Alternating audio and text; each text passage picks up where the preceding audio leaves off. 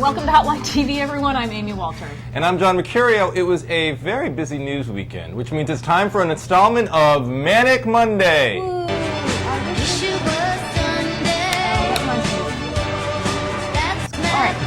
first topic of the day is the New Yorker cover.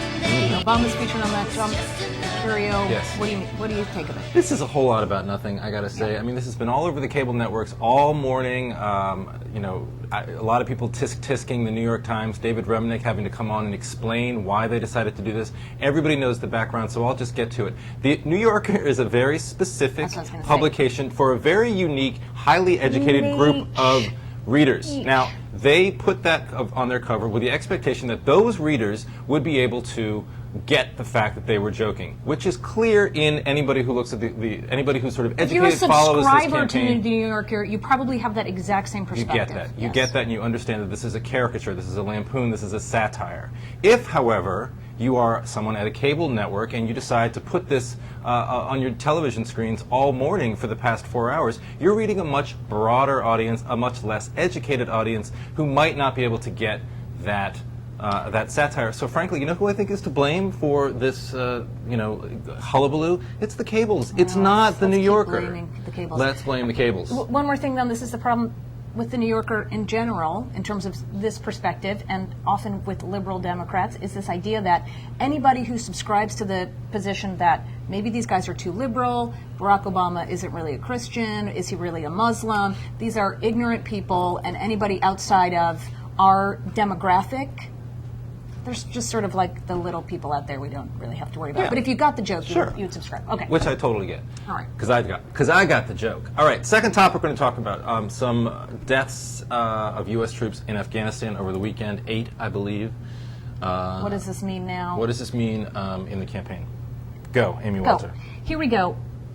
What we're seeing now is the back and forth between McCain and Obama, obviously for the past few months, has been over Iraq. Is it successful? Is it not? Now, if you're Barack Obama, you can make this case about Afghanistan, which he does in his New York Times op-ed today, and which he'll continue to do on the trail, which is, look, how can we say, whether there's success in Iraq or not, that it's making this country safer when the Taliban is still killing U.S. soldiers, period. It's a tough argument for McCain to come back at, and he's trying to do that by keeping the focus on Iraq. But when Afghanistan comes back into the picture, people remember Osama bin Laden. They say, why have we not gotten that guy yet? Why are we spending all this time in Iraq if we really need to be focusing on Afghanistan? Agreed. I don't think that your average voter makes much of a distinction, frankly, between Afghanistan, Iraq, and Iran. Obviously, there are troops in Iraq and Afghanistan, not in Iran. That distinction is obvious, but I think to the extent that they view national security as being compromised by U.S. involvement in those countries, I think it's a net loss for John McCain. That is all I have to say on that. All right. And our third, final topic for today, the economy. We have the breakdown here, Freddie and Fannie. Is anyone going to benefit politically? The shoot's hitting the Fannie. Whoa. I can't believe I just said that on cable. Anyway, or on video, wherever we are. The shoot? The shoot's hitting. I was trying to make the Fannie joke. Shoots and ladders? Hopefully they can edit out this part. Anyway, go.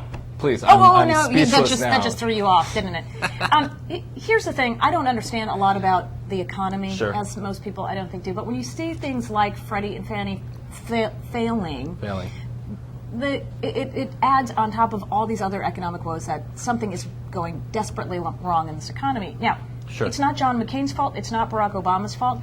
It can't be pegged to Bush. But I think for most voters, they're going to say, economy bad, we don't like Bush, it's his fault. John McCain's problem is he can't find a way to distance himself from George Bush on economic policy. And then, as such, the transitive policy, voters still think that McCain is going to continue those policies. The irony, though, is that if you look at the response from the Democrats to the Bush administration's actions over the weekend, they're fully supportive. Chuck Schumer, Barney Frank, Chris Dodd, all of them coming out yesterday and today saying that this is exactly what should be done. This is not a bailout. There's no reason for panic whatsoever. So, frankly, there isn't really much distinction between how Democrats would handle this, how an Obama administration would handle this, and how the Republicans have. Well, that is all. Manic Monday. It is. I can't. I'm just breathing heavily. My heart rate's up. All right, but so that's all we can do for today. I'm Amy Walter. And I'm John Mercurio. We'll see you tomorrow on Hotline TV.